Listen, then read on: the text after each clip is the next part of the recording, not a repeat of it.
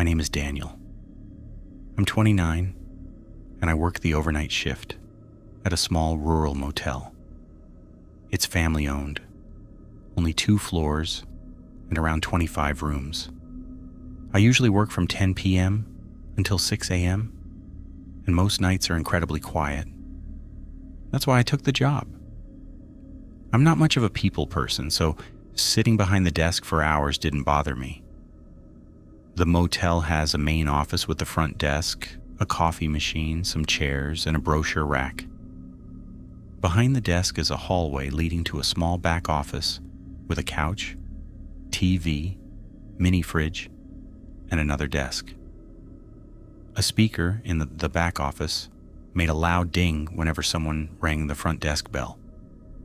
Usually I'd sit there watching my laptop and get up whenever I heard it. I knew the building's normal sounds. The heater clicked, the door buzzed, and the old walls creaked. But one cold Tuesday night, something happened that made every one of those sounds feel different. It was around 2 a.m. Only a few guests were staying there. I was sitting on the couch in the back office when I heard the front desk bell. I got up and walked into the lobby. Nobody was there. I looked through the glass doors. The parking lot was still. No headlights, no cars arriving.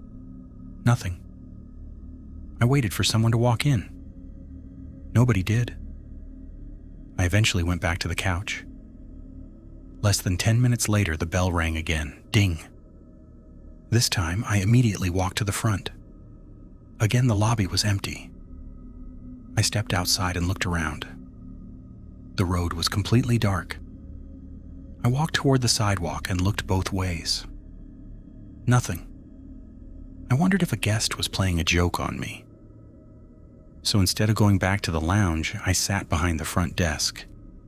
If someone was ringing the bell just to mess with me, I wanted to catch them. I lowered the lights and waited. The motel became completely silent. I could hear the clock ticking and the occasional creak of the building. 15 minutes passed. Then 20. My eyes were getting heavy. I started thinking whoever had been doing it had finally stopped. Then the bell rang. Ding. And this time I saw it. A pale hand slowly rose from underneath the front desk. The fingers curled over the counter. Then the hand pressed the bell. I jumped out of the chair so fast it nearly fell behind me. I ran down the hallway, slammed the back office door, and locked it. My heart was pounding. Someone had been hiding underneath the desk, only a few feet away from me. I grabbed my phone and called the police.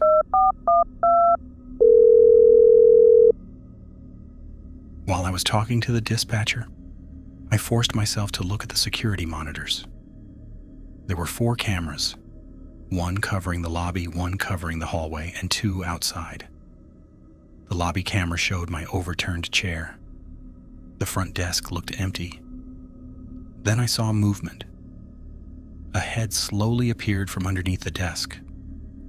I couldn't make out his face, but I could see his eyes reflecting the camera's light. They were looking directly toward the camera. Then the person crawled out. He was a tall man wearing a dark hoodie with the hood pulled tightly around his face. He stood up slowly and started walking around the lobby. He didn't seem rushed. He looked almost comfortable. He walked toward the glass doors and stared outside. Then he moved to the brochure rack and began flipping through the pamphlets. It looked like he was waiting for something. I stayed silent, listening to the dispatcher. Then the man suddenly turned toward the hallway. He walked out of the camera's view. A few seconds later, I heard footsteps. They were coming closer. I pressed my back against the locked office door. The handle moved. Slowly. Once. Then it stopped. I couldn't speak. The dispatcher asked if I was safe, but my throat felt completely dry. After several seconds, the footsteps moved away. I looked back at the monitor. The man was standing in the lobby again. He continued pacing around as if nothing had happened. Minutes passed. Then I saw flashing lights through the parking lot camera. The police had arrived. The man must have noticed them too. He suddenly ran out of the camera's view. A second later, I heard the front doors open. The officers entered and began searching the motel. They checked every room, hallway, bathroom, storage area, and exit. But the man was gone. They found a large rock near the entrance that he had apparently used to keep the door from fully locking. They searched the parking lot and road but found no sign of him. They believed he escaped the moment he saw the police arrive. I gave them my statement and told them everything I'd seen. One of the officers asked me if I had noticed anything missing from the desk or office. I checked the area carefully, but everything seemed to be where it belonged. Then another officer asked an unsettling question. "Are you sure he was alone?" I didn't know how to answer that. The officer explained that there were several places around the motel where someone could hide without being seen by the cameras. The cameras were old and there were blind spots between the buildings. That thought made my stomach drop. What if the man hadn't entered through the front door? What if he had been on the property long before I noticed him? The officers searched the building one more time before leaving. They told me to keep the office locked and call immediately if I saw him again. After they left, I sat alone in the back office until sunrise. I didn't watch my laptop. I didn't check my phone. I just stared at the security monitors. Every few minutes, I checked the lobby camera. The desk was empty. The chairs were empty. The front doors were locked. Still, I couldn't shake the feeling that someone was watching me from somewhere the cameras couldn't see. I finally went home when the morning employee arrived. I barely slept that day. When I came back for my next shift, the manager had installed another camera underneath the front desk. He also replaced the entrance lock and told me that I was never supposed to work the lobby alone again. I quit a few months later, but there was one thing I couldn't stop thinking about. That hand. It had slowly risen from underneath the desk and pressed the bell like it was the most normal thing in the world. He hadn't been trying to get my attention. He had been waiting for me to come out, and the entire time I was sitting behind that desk, watching the lobby, he had been hiding underneath me. I still work nights, but I never sit behind that desk anymore. And whenever that bell rings after midnight, I don't immediately walk toward it. I check the cameras first, because I know now that sometimes the person ringing the bell isn't standing in front of the desk. Sometimes they're already underneath it.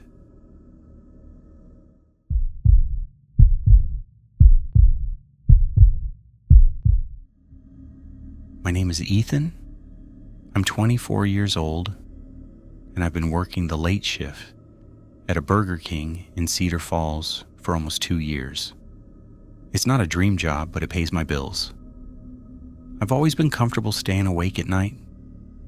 Most of my shifts run from 10 p.m. until 4 a.m. After midnight, we're usually short-staffed, so I often work the drive-thru alone. This started about a month ago. I was working alone when a car pulled up to the speaker. A man placed an ordinary order, a large double Whopper meal with cheese and a Coke. Nothing about his voice sounded unusual. When he reached the first window to pay, he only lowered his window a few inches. His car had dark tinted windows, so I couldn't see his face. He passed his card through the opening and I gave him the receipt. Then something strange happened. Instead of driving to the second window, he simply drove away. I stood there holding his food and watched his taillights disappear. I waited several minutes, but he never came back. Eventually, I put the order aside and ate it during my break. People do strange things sometimes, so I didn't think much about it. About a week later, the same thing happened. A car pulled up around 2 a.m. The same voice came through the speaker. He ordered the exact same meal. Again, he paid at the first window and drove away without taking the food.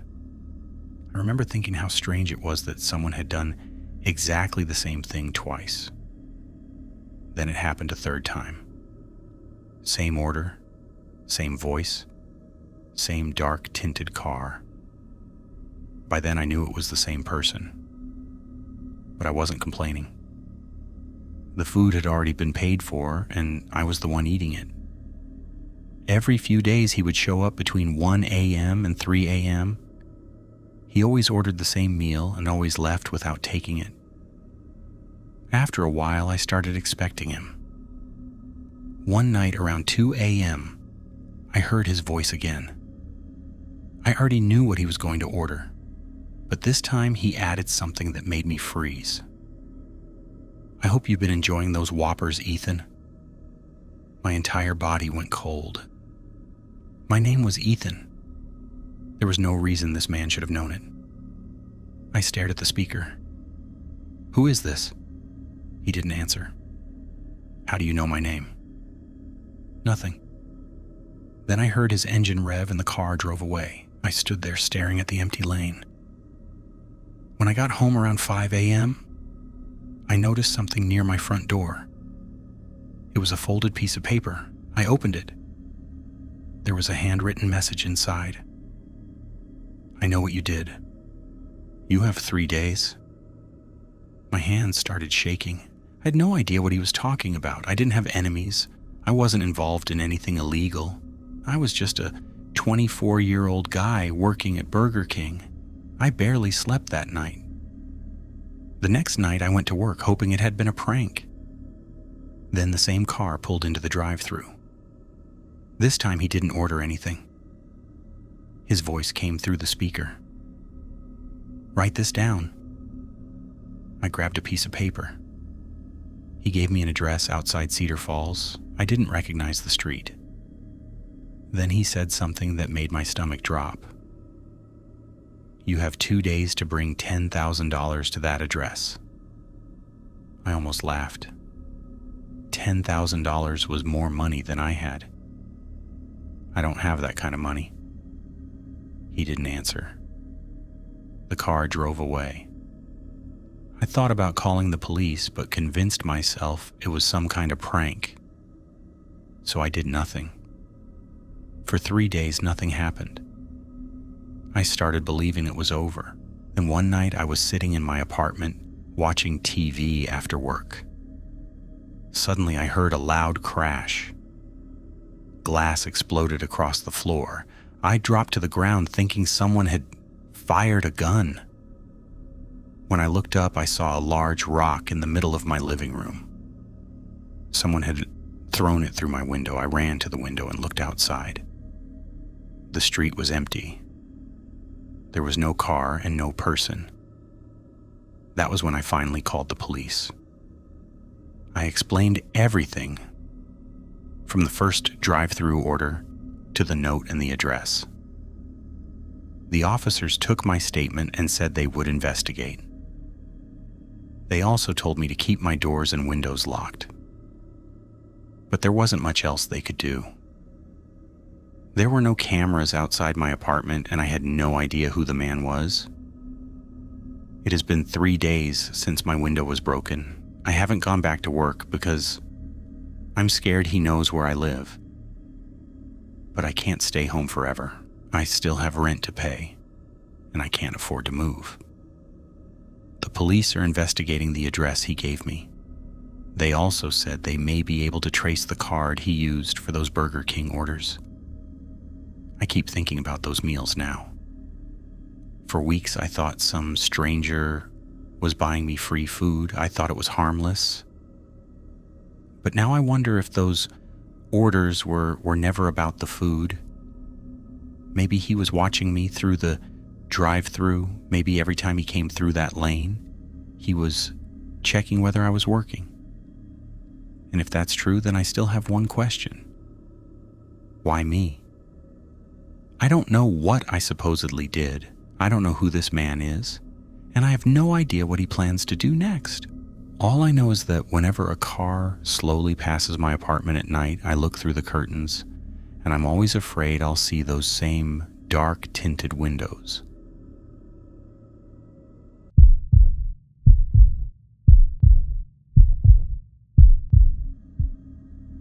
This happened a little over 2 years ago, but I still remember that night clearly. It was 2016 and I had just started working at a small motel. The pay wasn't great, but I needed a job, and one of my friends named Michael helped me get hired. For the first few days, I trained with the owner during the morning. Then Michael trained me for 2 nights because we were both working the overnight shift. Our hours were from 11 p.m. until 7 a.m. Most nights were simple. I checked guests in and out and handled paperwork while keeping an eye on the security cameras. The owner and his wife went on vacation for a week, which meant I had to work my first overnight shift alone sooner than expected. The motel office had several large glass windows and a glass entrance door. There was also a security monitor showing cameras around the property. Unlike most motels, there was no small night window where guests could speak to the clerk. At around 1 a.m., a man walked into the office and asked if there were any rooms available. Normally, if someone seemed suspicious, my boss would tell me to say we were completely booked. But this man didn't seem dangerous at first, so I told him we had a room. He said he only needed 1 night. I started entering his information into the computer. While I was doing that, I noticed something strange. He kept swatting at the air around his face and making little spitting noises as if he were trying to get rid of invisible flies. I tried not to stare. Maybe he was sick. Maybe he was under the influence of something. Either way, I didn't think it was my business. I finished the reservation and handed him the key. He left the office and went upstairs. I thought that was the end of it. A few minutes later, I heard a loud bang. The man had slammed his hand against the glass door. I nearly jumped out of my chair. He was standing outside, staring directly at me. Then he opened the door slightly and pushed his head inside. "I can't get into my room," he said. "Why won't you let me into my room?" I immediately tried to calm him down. "Maybe there's something wrong with the key. Let me make you another one." He stared at me for several seconds. There was something about his eyes that made my stomach tighten. I couldn't explain it, but every instinct I had was telling me that I was in danger. Still, I made him another key. He took it and walked away. As soon as he disappeared from sight, I grabbed my phone and texted Michael. He was the person who had trained me, so I figured he could tell me what I should do. It was the middle of the night, so I didn't expect an immediate response. I never got one. A few minutes later, I saw the man coming back down the stairs. That's when I started to panic. I ran into the back office and locked the door behind me. I carried a small pocket knife for protection while working overnight, so I pulled it out and held it tightly. Then I heard the man enter the office. "Hello?" His voice echoed through the building. "Hello? Why won't you let me into my room?" He sounded confused at first, then his voice became angry. "Do you not like me?" I should have called the police right then. Instead, I made another stupid decision. I called out that I was on the phone and would be right outside. Then I tried calling Michael again. Still nothing. I took a few breaths and finally opened the office door. The man wasn't there. I looked around and realized he had gone into the bathroom. Then I heard him talking to himself. His voice was low and angry. "Kill her." There was a pause. Then he repeated it. "Kill her." My heart started pounding. I still didn't call the police. I don't know why I kept trying to convince myself that I could handle the situation. When he came out of the bathroom, I tried to sound calm. "Your key must have been damaged. I'm sorry about that. I'll escort you to your room." He agreed. I was wearing a long-sleeved sweater, so I kept my knife hidden inside my hand. We walked toward the stairs. He stayed directly behind me. I could feel my palms sweating as we went upstairs. Every few seconds, I looked over my shoulder to make sure he wasn't about to attack me. We reached the hallway. The man walked toward one of the doors. I stopped. He stopped too. I looked at the room number. It wasn't his room. He was standing in front of another guest's door. "That's the wrong room," I said. "Your room is a few doors down." He looked at the door like he didn't understand what I was saying. Then I noticed something terrifying. The room he had been trying to enter belonged to a woman staying alone at the motel. He had been trying to open her door. I quickly pointed toward his actual room. "Your room is right here." He walked inside. The second the door closed, I ran downstairs. I locked myself inside the office and finally allowed myself to breathe. A few minutes later, another guest came into the office. He was a police officer from a nearby town. I quietly told him what had happened. He took me seriously and said he would keep an eye out during the night. The next night, the same man returned. This time I kept the motel doors locked. When he knocked, I told him we were completely booked. He stood there for a moment before leaving. I eventually told my boss everything when he returned from vacation. Unfortunately, he didn't take the situation as seriously as I expected.